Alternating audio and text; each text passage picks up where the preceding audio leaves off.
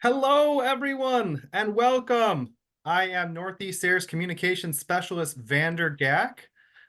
We are so glad to have you here today. This is a Q&A session for our Partnership Grant Program. Applications for this program are due on April 9th, and this is the last Q&A session we're going to have for this program. We will be having, if you're interested in the graduate student program, that was yesterday, and we'll be having next week.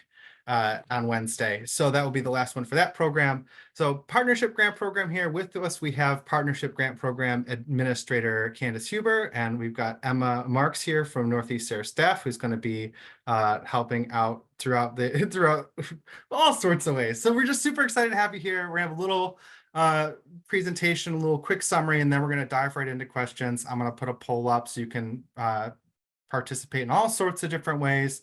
And yeah, if you could take a moment while you're watching the presentation, go through the welcome poll, that'd be wonderful. We'll have another kind of more specific to the program poll after the presentation to figure out if you have any specific questions following. So yeah, with that, I think we're all set to take it away. And we are super excited to have you here and super excited to dive into building this community understanding through all asking questions together. All right, great. Thanks, Vander. Hi, everyone. I'm Candice Huber, and I manage the Farmer Grant and Partnership Grant programs for Northeast SARE. So I will be speaking to you today about the Partnership Grant, and as Vander said, answering any questions you have. I'm coming to you from Whiting, Vermont, the ancestral and unceded lands of the Western Abenaki people. And I thought I'd just start out with a quick explanation of the basics of the Partnership Grant Program, and then I'll take questions. And then if there's no more specific questions, I can keep talking about the program, going over aspects of it, but I want to definitely have time to be able to address your specific questions. And if there's something that I can't answer today, I will certainly find the answer and can get back to you on that. So let me find my PowerPoint.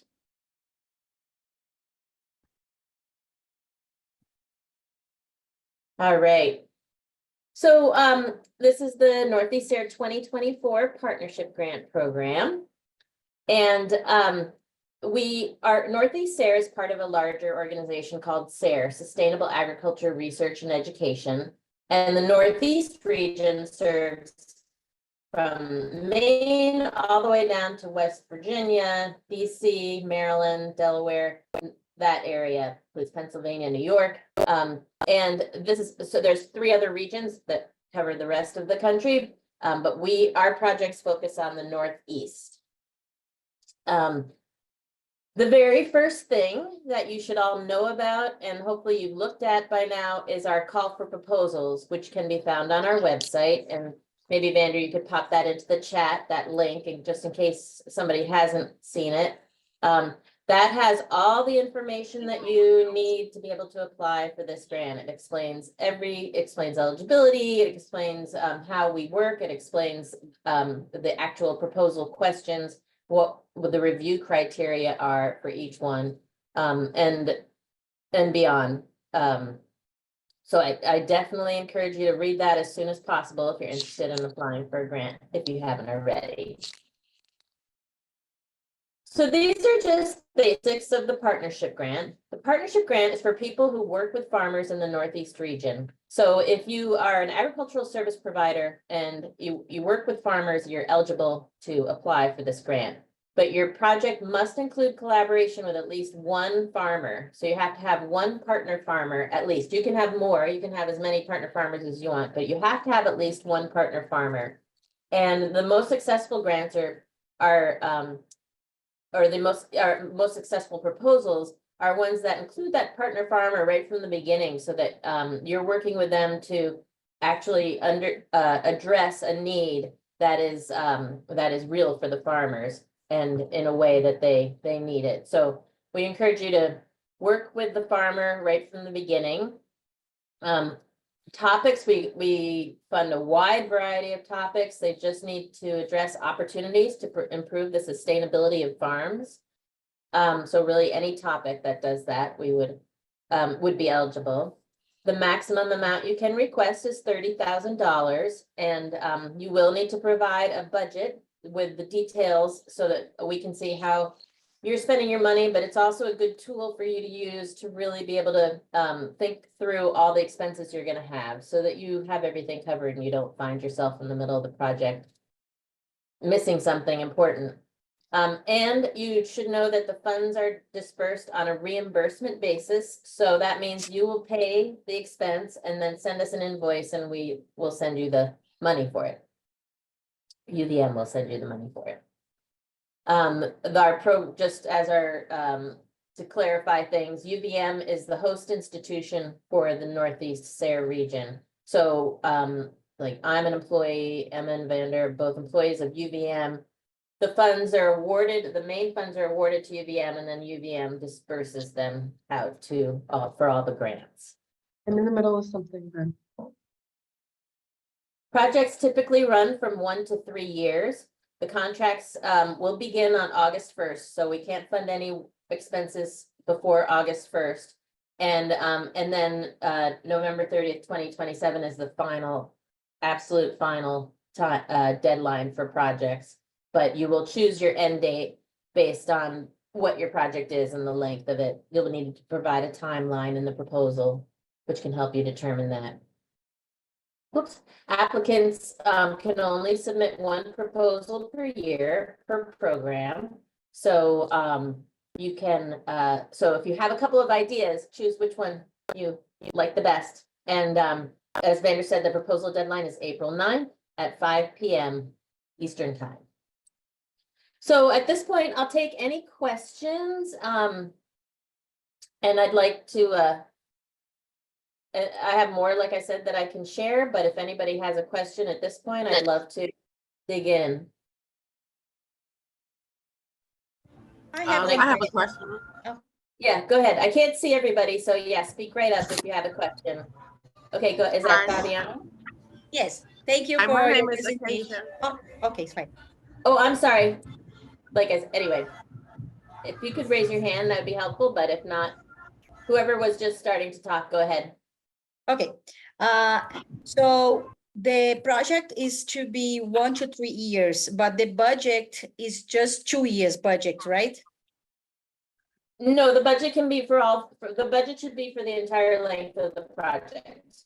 Oh, okay. Yeah, I understood that first, and then the university told me like, oh, this is wrong. It's supposed to be 2 years budget only. Which university are? University of Maryland, because they were rewriting my my proposal, so they said it is just 2 years budget, but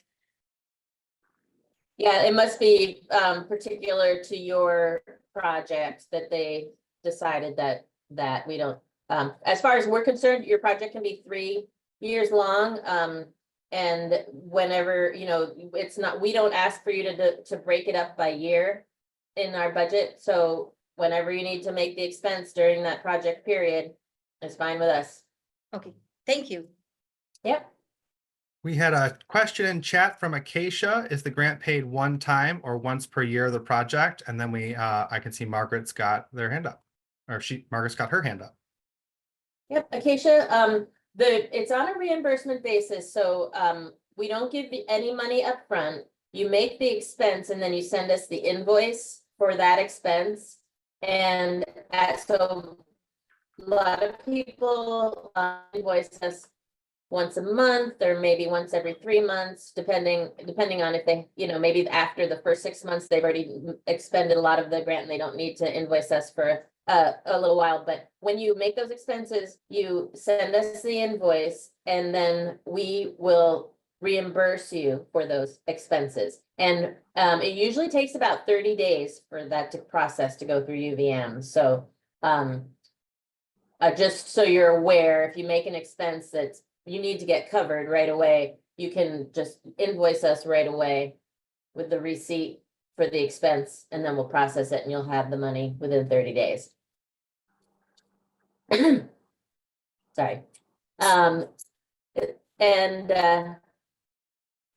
Margaret, you have a question? Yes, hi, everybody. I'm Margaret Christie. I'm from CISA in Western Massachusetts. Thanks so much for doing this. It's very helpful. I have a specific question about IRB review. I work for a nonprofit, not a university, so we don't have any like in-house IRB capacity. We have gone through this once before with you all, and we got an external firm to, make a determination that our project did not require IRB review, and I'm trying to figure out whether I should budget for that this time. I really appreciated the useful links that you included to all those flowcharts. And when I go through the flowchart, we are imagining or writing a project that will involve in-depth interviews with farmers. So that's the piece that we're trying to figure out in terms of the IRB. When I go through those flowcharts, I come out with an answer that says this may be exempt from IRB review, but I'm not sure whether, my saying the flowchart says it may be exempt is enough for you, or whether you need a more official determination. And so I should budget, for that. Yeah, that's a really, really good question. So for those who don't know, IRB is Institutional Review Board. And if you have a project that has human subjects, so you're doing interviews, surveys, that kind of a project where you're collecting data from people, that would be they're considered then human subjects, human research subjects. And the Office of Research, our research, UVM's Research Protections Office requires that you have an IRB review, and which would tell us whether or not, so when it goes through IRB review, you can be exempt, meaning you don't need any further review of what you're doing. It's all fine. Or it could be that they need to just want to require some things, like if you're working with youth, or if you're working with just a vulnerable population. I think incarcerated people are another vulnerable population. Typically, those are the ones that need IRB reviews. And the determination will either be exempt or non-exempt. And again, exempt is just fine. You don't need to do anything more. Non-exempt means you need to comply with certain things, which are usually not a big deal, but it is something that we need to pay attention to. So, because we are liable as, on our end. So typically we do require that partnership grants provide their own IRB review. If you have gone through the links and you have determined that that they show that you are exempt, you can write that in your proposal. Then, if you're awarded and we're looking at it and we're like, then we'll work with you and figure it out if there's something more that needs to happen. But if you've gone through it and you really come up with the answer that you're exempt, there's no need to go through any further hoops. Otherwise, if you aren't sure, you can, as Margaret did in a previous grant, you can hire an outside firm to do that work, or which is the IRB work, reviewing your project to make sure it complies with research protections. Or you can, a lot of people pay their technical advisor to do some work on the project. And then if that technical advisor is part of an organization that does have access to an institutional review board, then that IRB review can go through them. So that's what we encourage. Like if you can find like an extension agent to have as a it doesn't even have to be technical advisor isn't the right term, collaborator. Then you can use them for their IRB. So I hope that it does get kind of confusing. We also have if you have livestock, if you're working with livestock, we also need to be sure that the animals are treated well. So there's an animal welfare review. It's called IACUC, Animal Control and Use I'm sorry, I'm forgetting what it stands for, but it's IACUC, we call it IACUC, and that's the review board that looks at animal projects. So same thing, you would need that if you're working with livestock, and you could have a collaborator on your team that works at an institution that has access to an IACUC review board, and they would be able to, you'd be able to do it through them, or you can hire an outside firm if you have questions. That's a lot. I can say from our previous experience, in case it's useful, that there's a lot of colleges in our region, and we have pretty close working relationships with staff at a number of those colleges, and we really tried to use those relationships to convince them to get one of their institutional review boards to do this for us, and that was not successful. Because we felt like an outside firm would just not have any familiarity with agriculture and farming, and we thought they would be really bamboozled. But in fact, once we were not successful with our college efforts, we found a firm, and they were very, easy to work with, and it felt like they understood, what we were doing, and it was fine, and not, this was several years ago, so it might be out of date, but I think it cost us $350, so it wasn't a huge thing. So just in case that's helpful to anybody else. And thank you for that. Yeah, that's really helpful. This is why we do this. We had a question in the chat from Christina. Are there any examples of partnership grant projects turning into larger research grants? And then I can see that Sarah's got a hand up. And then we have another question from Acacia in the chat. Are rabbits considered livestock? And Christina, I'm going to drop a link in the chat from our from our projects database that I've searched by project coordinator. First, I searched partnership. I searched the research and education program with partnership grant in quotes, so I could figure out if they were making reference to that. And then I picked, once you're in the projects database, I'm going to show you.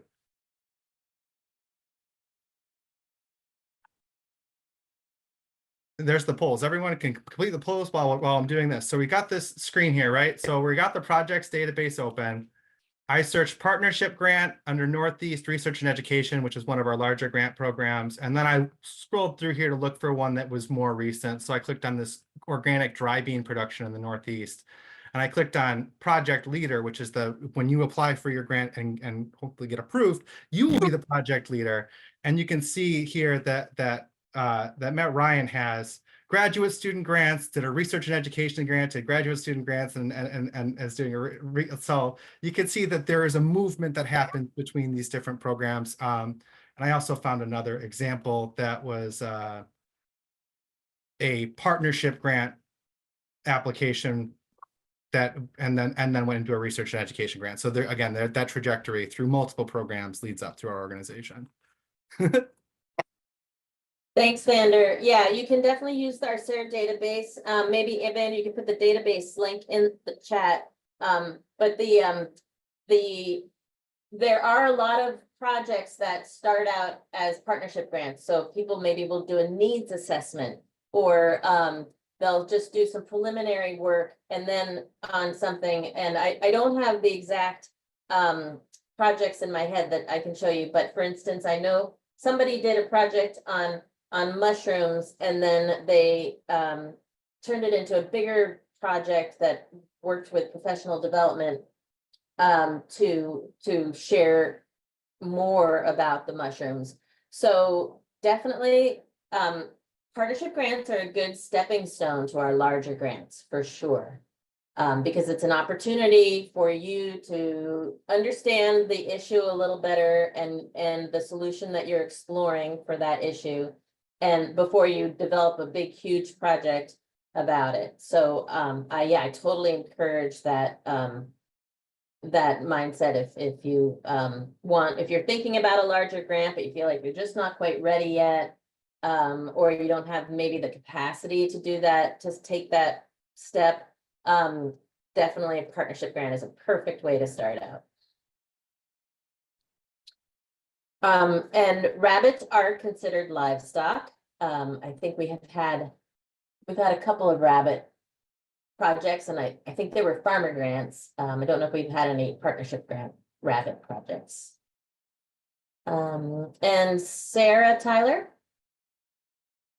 Yeah, thanks. I had a question. The project that we're looking at involves heritage nut tree assessment on old family farms in Yates County, New York.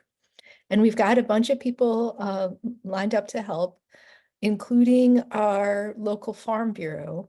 And what I was wondering was specifically about how to structure letters. So everybody's agreed to, send out communications to help identify these trees. We expect a response. But should I call the Farm Bureau my partner farmer? I was thinking that my partner farmers were everybody who has a tree that I assess that we might collect seeds from, but I didn't really know how to handle that. Your partner farmer, so the Farm Bureau would not be your farmer because that's an organization, nonprofit organization that, it's not a specific farm. You want actual farmers as your farmer partners. So the farms that you're working with, that you're going to collect seed from, I imagine they will be they'll actually have a part in the collecting of the seed and maybe assessing things or giving you more information. And you should have a letter of commitment from them. I'm not sure how many we're talking about here. Well, we're But- hoping to get to 20, but the other thing is we don't actually, part of the project is to identify them. Mhm. And so, Yeah, so if you're gonna get to 20, you're gonna be identifying farmers, that's fine, but you should have at least one to start with. That will help you guide, maybe they'll say, oh, if we're gonna be collecting, these seeds, we need to make sure we've got X, Y, and Z and help you in that way. But it's really important to have a identified partner farmer, and that farmer should write a letter of commitment that also explains what their qualifications are. We've been a tree farmer for 20 years and sells seed, or we sell, the nuts or whatever. And this is what we're going to be doing in the project to help this project and work with Sarah on this project. okay, Does that so, all make sense? yeah, it does. Thank you. Yeah, you're welcome. Any other questions? Can I raise a Margaret? question? For some reason, I could not remember how to raise my hand on Zoom. I'm an extension educator and I'm working with a flower farmer. And I just had a question. This is my first time doing on-farm research, and I'm very cognizant of the fact that I don't want this project to affect profitability of any crops or make the farmer lose any money, because we all care a lot about that. And so I have a question about farmer compensation. I understand from watching previous webinar recordings that past applicants have included like an hourly rate for farmers, so that we're respecting their time. And I wondered about the use of bed space and land. I'm not technically like renting land for this research, but we are trialing some things that might impact production. And so I wonder, have past grant proposals included like a price per square foot of bed space that we can include in the grant, just in case some of our treatments mess up her flowers, basically? Yeah, excellent question. Thanks for bringing up the compensation for farmers. Sarah, I meant to mention that when we were answering your question, we do like to see farmers compensated for their time. So if you are gonna have 20 farmers, then, and you wanna compensate, you can put in the budget. 20 farmers at $100 a piece or something for their work and something like that, but we do like to see them getting compensated.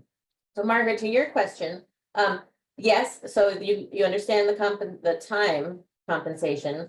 And yes, we can, there's a rental of land category in the budget, and you can put in there absolutely the bed, like 1 acre at such and such a rate, or however many feet at such and such a rate. And the rate would really be determined on what kind of, what they're producing on that land. So like what they would be missing out on for the season.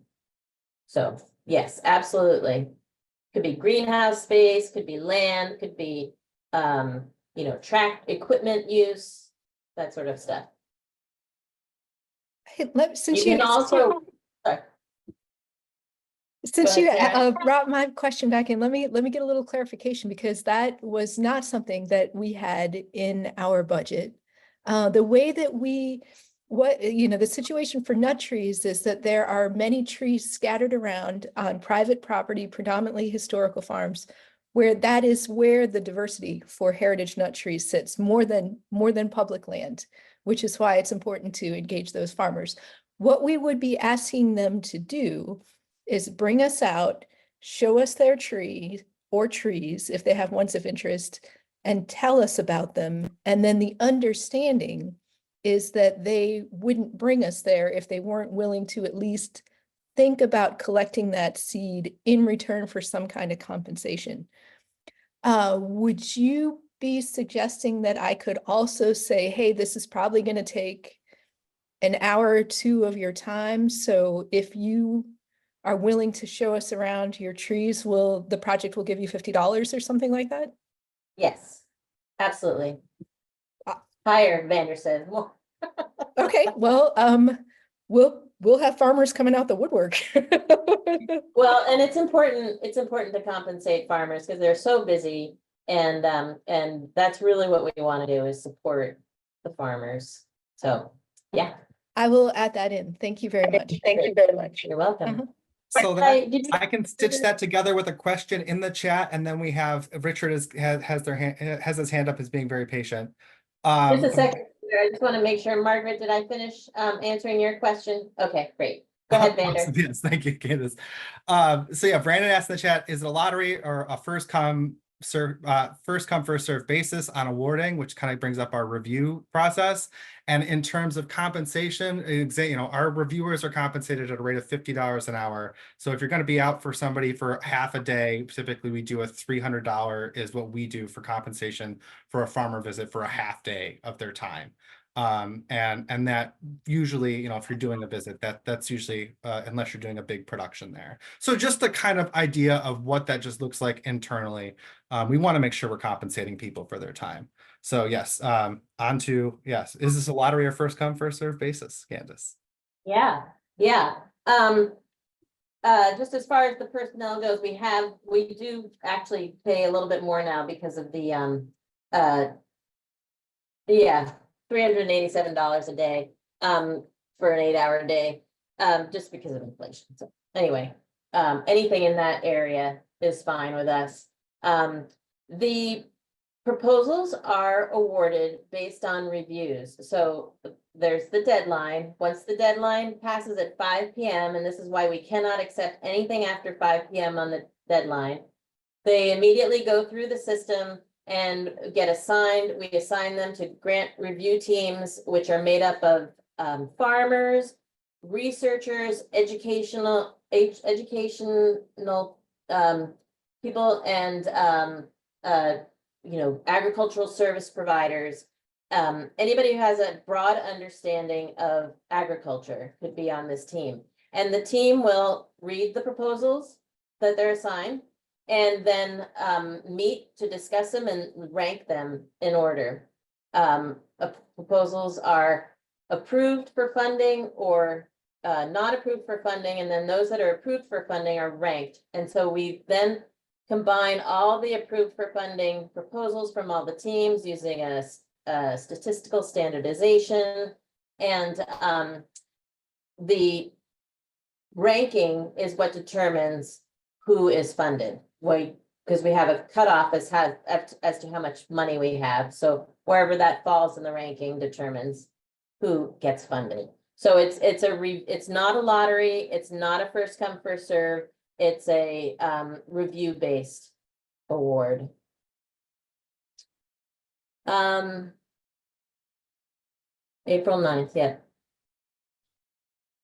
Lawrence, Arthur, maybe We've got April Richard- 16th Richard's, is the graduate student grant deadline. I just wanted to point that out. Might have been just a different flyer. Oh, I see that. Vander answered that. Yeah. No, so Joni. Well, we've got $50 Richard, and Richard's been very patient in the, Okay, with his hand. yeah, Richard, go ahead. Okay, thanks. Just my organization would be applying with a fiscal sponsor, and just any special considerations. I mean, I would include in indirect cost kind of the fees associated with their fiscal sponsorship, and when we receive grants. But beyond that, are there any additional forms or things I should consider when applying with a fiscal sponsor? So you are the agricultural service provider. You're gonna have a farmer partner, but you're using a fiscal sponsor. And so the fiscal sponsor will be the ones that who we are contracting the sub-award with.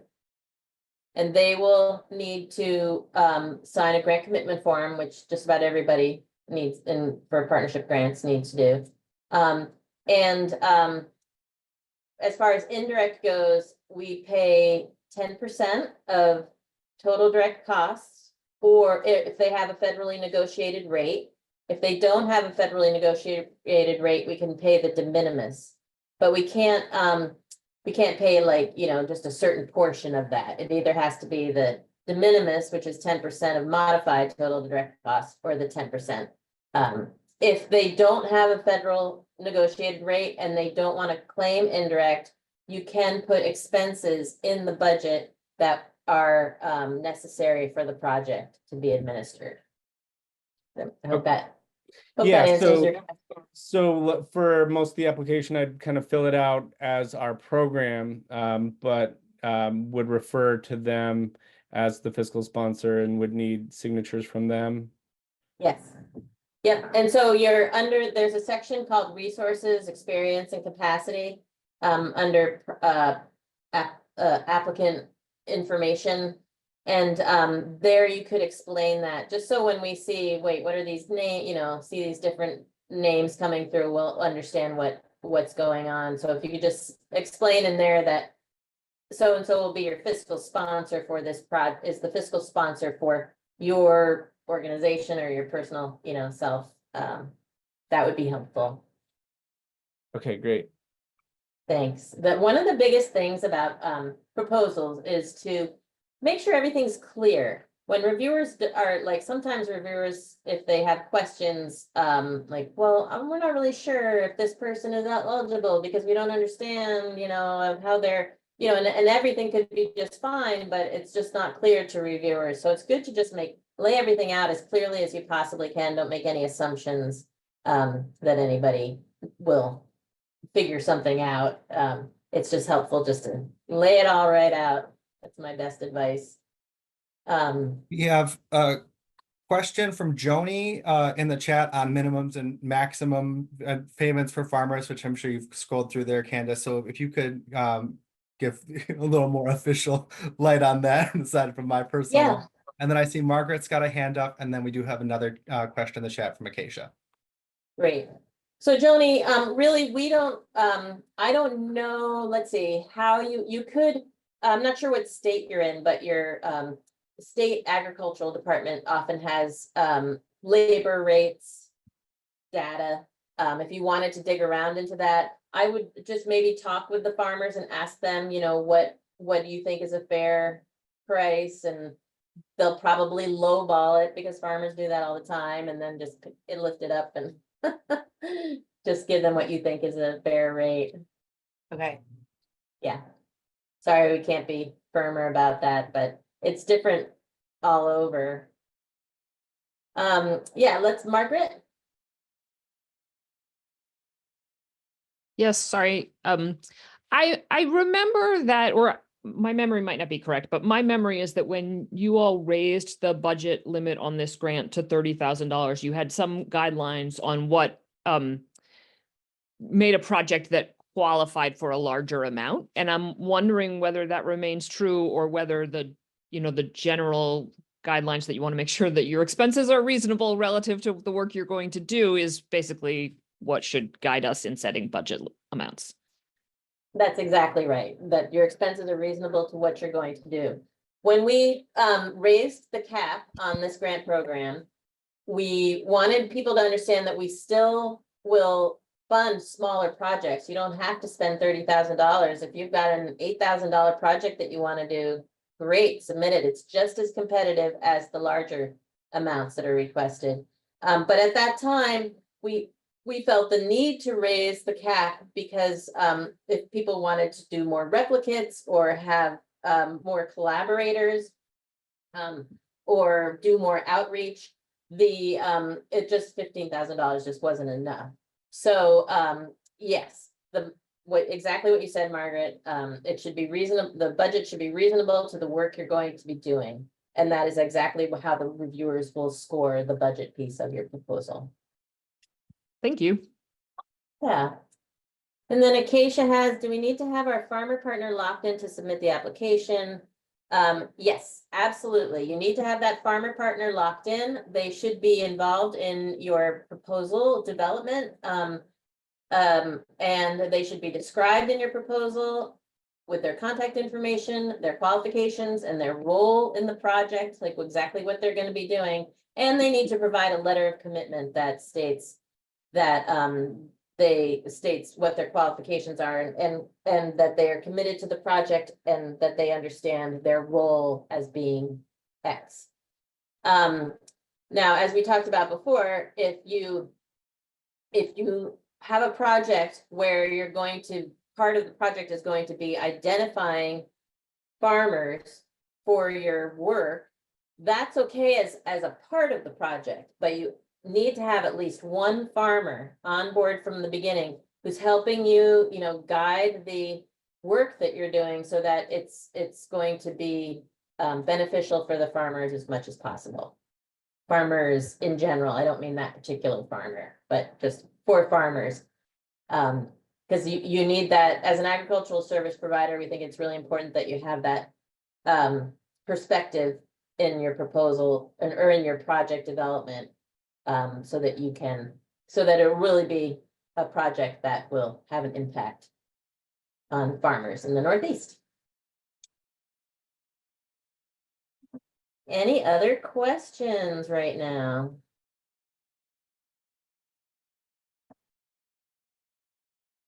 I apologize for having issues sharing out the poll results through here, but I can tell you that from our initial things as far as questions on specifics, we've had we've heard from some of you on your specific questions about your things, which is always wonderful. Oh, and Richard's got a hand up. Yeah, just another question about the timeline. So just the way that these we've got projects where we do want to pursue part of the project regardless of funding. The project would allow us to make it far more robust and more able to be replicated. But with that being said, the funding would be, August 1st. We need farmers to start the seedlings that are part of this project in late July. And so I know that, costs incurred prior to August would not be eligible. But, so I'd probably do a 2-year so that I can make sure that the second year we're able to do the whole project. And, but I guess, it'd just be a matter of like starting in August, being able to ramp up the amount of research we're asking of these farmers, because then we're able to pay them. And I'm not going to be asking them for excessive amounts of research prior to having funds to, pay for their time to do that. So it's just kind of awkward timing that it'd be, halfway through already getting them on board for something. And then, but as long as I guess they know that, like, okay, if we're awarded, I'm going to be asking for more information.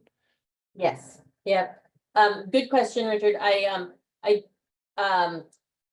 It's important for, so reviewers will, look at this and be like, well, he's already starting the project, so, how is that working? So it's really important, again, to be clear. And say in your timeline, we're doing this project with the farmers. The SARE funding will allow us to increase our research, what we're looking at, and do a replication next year as well to make the results more usable or valid. So yeah, lay it out in your timeline, just make it clear that you're starting this work before the August 1st. It's not being requested for SARE funds, but then this is the reason why we are asking for the SARE funds on top. Okay, great. Yep. And just related Sure. question, if there's some answers to these that are like pretty straightforward, is it like, for the research documentation, 2,000 word limit, if we only use like, 150 words, is that points off, or if it's just straightforward and you don't need to fill airspace, is that? Yeah, you don't need to, yes, you only, use as many words as you need. But I will say also, it's important to include all the details. If you're going to be collecting data, how are you collecting that data? What exactly are you collecting? What are you using to, how did you determine? Are there factors that you've considered outside of that you realize you don't need to collect data on? So explain why you are not doing that, that sort of thing. Really get into the detail of it, so reviewers know that you have really thought it through and that you know exactly what you need to do. So you basically have like a map or a procedure laid out for yourself to be able to do the project. You don't want to just say, I'm going to collect 150 samples in the spring and in the fall. You want to say how you're going to collect those samples, and then what data you're going to be looking for from those samples, and then how is it going to be analyzed, everything from soup to nuts. Speaking of nuts, Sarah. Yeah, this is so Go ahead, minor. We had somebody write a letter of commitment and they addressed it to whom it may concern. And I saw that it was supposed to be addressed to the project leader. Do I really need to go back and ask her to change that? Yeah, no, that's fine. That's Okay. fine. Thank Yeah. you. Yeah, absolutely. Anything else? Well, I want to just also, this is so wonderful. Everyone's asking such great questions. Looking at some of the second poll things specific. It looks like Acacia's got a hand. I don't know. I can't tell. No, I'm just waving. Okay.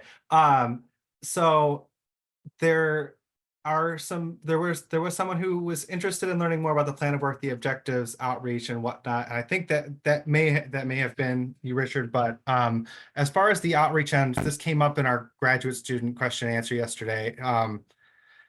Thinking about that section and in conjunction with the farming community is a really good way if you're wondering like what is this outreach section going to look like? What's my plan for telling people about what we're doing during our project? Looking at those communities where you're going to be doing the work, you can say, all right, we're going to create a Facebook event with this for this, or we're going to be, making a YouTube series, or we're going to be, so just thinking about how you are engaging that community that you have in those, it creates some a good work starting point for that section, and it helps strengthen your overall proposal in terms of just its internal structure. Yeah, and to add on to that, just to note, there is a question in here you'll see about the farming community. And we are, Northeast SARE is striving, we have a DEIJ, Diversity, Equity, Inclusion, and Justice strategic plan. And we're trying to reach more of those underserved audiences. So we encourage you to think through how you can reach those audiences and include it in your plan. And outreach is a great place to do that. Find these audiences and include events or ways to disseminate your results to those audiences. And you can put that in your outreach section of your proposal, and you can also include it in your response to that question about the farming community that you're going to serve. So I highly encourage that. We talked about who can apply. We talked about, this is just the underserved communities that we encourage you to collaborate with or engage in your projects. BIPOC, women, LGBTQIA+, minority serving institutions, and any other organizations or communities that are historically underserved. The project should relate to our outcome statement. So this is the number one thing. And when you're writing your proposal, if you can kind of keep this in mind and kind of direct your purpose back to this, our outcome statement. And I'm going to read it here. It's Northeast agricultural communities honor the holistic connection among land, water, air, and all living beings. Agriculture in the Northeast is accessible, sustainable, and just, addressing historic and current inequities so all farmers and farm employees can steward resources to ensure sustainability, resilience, economic viability, and a high quality of life. So as much as you can pull your problem and solution back to that, that's what reviewers are going to be looking for. I know we're getting a little bit lower on time. We talked about a little bit about topics, really any topic that addresses our outcome statement or sustainability of farms is acceptable. And I did just want to get to the budget situation. I know there haven't been a lot of questions about the budget, but determine what you'll need to do the work and make it realistic. Like think about, you know, I'm going to need sample bags. So I'm going to need like 500 sample bags. So each, you know, maybe for a packet of 100, it's $40. So you will have 5 times 40. So you got to really like lay it all out. And it's really your best estimate for each expense when it comes time to, if you're awarded, when it comes time to the reimbursement, there's wiggle room. So like if the price goes up on something, you can still submit for it, you know, what you actually paid for it. You may just have to take a little bit of from somewhere else to be able to do that. But what we want to see in the budget is that you've thought it all through. You've got realistic prices for everything. And we talked about how the grant expenses have to be within the period of the project. So August 1st to whenever your end date is. And the most is $30,000. This is just an example of the budget. And the budget template that you're going to use, it's a spreadsheet, an Excel spreadsheet. You can get it from our website. There's a link to it in the call for proposals. And it just shows you here how you have, you'll need to provide the name of what it is you're asking for. And then the narrative justification is a description of what the item is and why you need it. So it's important to just really like be thorough there so that reviewers can look at it and understand that you know, there's a real purpose for this item and why it's important to be in the budget. There's budget categories you have personnel, which you see here. I just put the personnel part up so that you could see what the spreadsheet looks like. There's material supplies. You'll have a section for publications and printing, for travel, and then a big section for other direct costs, which includes like consultant fees or services, and that's the kind of place the compensation for farmers. And then there's subawards also. And maybe Vander, if you could put this in the chat. Oh, you already did. Oh no, that's the spreadsheet. If you could put the video in the chat, there's a great video that just talks a little bit about the budget and how to go about putting it together and what we need there. So I encourage that. So I'm gonna again, I'm trying to see where we are at with time. We've got 10 minutes. Are there any questions at this point, or should I go ahead and talk about what we fund and what we don't fund? And we can take a second. Oh, looks like Acacia's going off. I was just wondering, can you go back to that farmer participation slide real quick? Yeah, let me back to my share screen. Ba-dum. Farmer participation slide. The one for the farmer partners.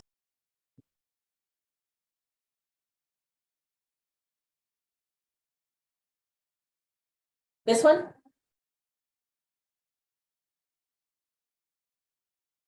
that look right?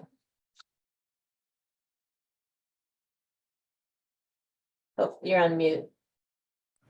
Yes, that's it. I see Okay. it's a minimum sales for the farmer partner. Is there minimum sales for the grant, the requester of the grant? Is there a minimum annual sales requirement for us? No. So for the applicant, as long as you are a agricultural service provider, in other words, as long as you provide some service to farmers as part of your business, then you're eligible. The partner farmer needs to have a minimum of $1,000 in annual sales, or normally would have in that year prior. And there's more information on our website about the qualifications, but we're just looking for commercial farms, not just hobby farms. So that's why we have that. We're looking for farmers that are farming to make a living.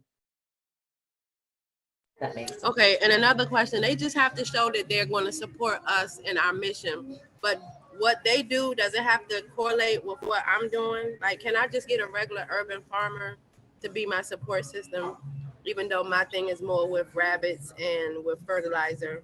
Or does my farmer partner have to be directly correlated with animals and fertilizer? Yeah, your farmer partner needs to be working with you on the project. So if your project is about rabbits, your farmer partner should have something to do with the aspect of that you're researching about rabbits. Yeah, they're not just there to support and to like be like a reference. They actually need to be part of the research.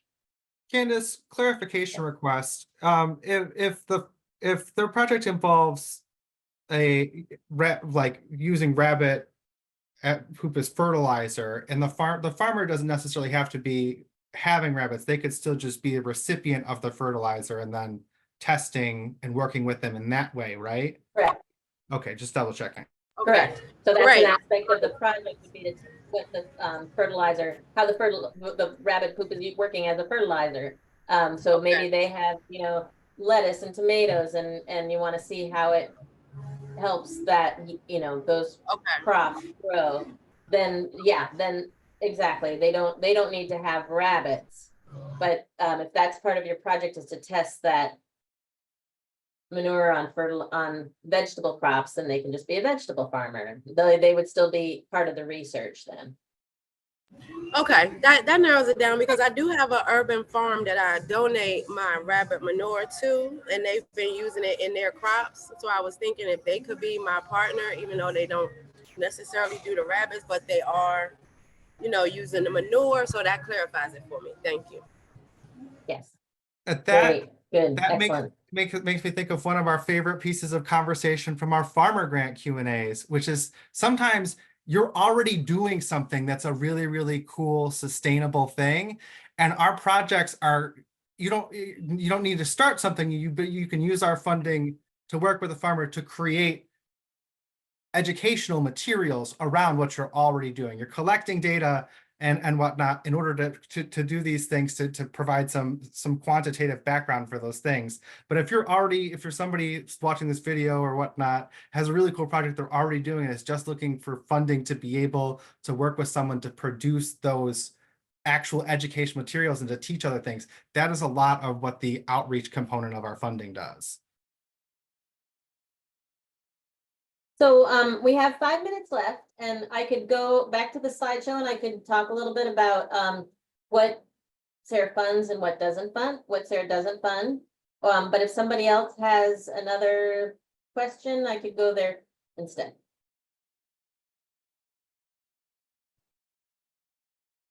So I will work my way towards the PowerPoint, but if you have something, just pipe right up.